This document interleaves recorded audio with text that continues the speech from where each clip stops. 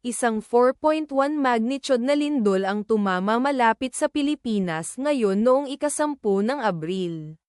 2026 sa 20:10 lokal na oras.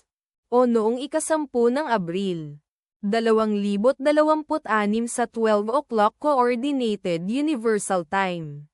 Tulad ng iniulat ng EMSC sa website nito.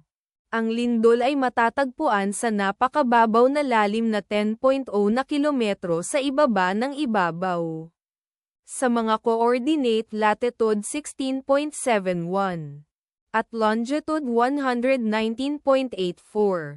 Ang eksaktong magnitude, epicenter at lalim ng lindol ay maaaring baguhin sa loob ng susunod na ilang oras o minuto habang sinusuri ng mga seismologist ang data, at pinipino ang kanilang mga kalkulasyon, o habang inilalabas ng ibang mga ahensya ang kanilang ulat.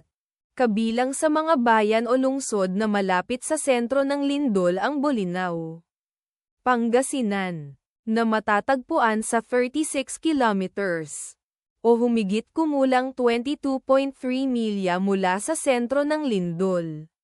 Baguio, na nasa 87 kilometers, o humigit kumulang 54.0 milya ang layo.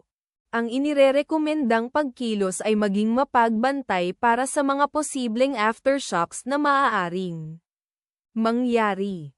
Ang taya ng panahon para sa lugar na malapit sa epicenter ngayong araw ay inaasahang magiging maaliwalas na kondisyon sa buong araw.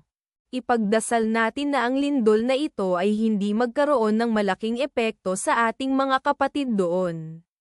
At wala ng lindol. Amen.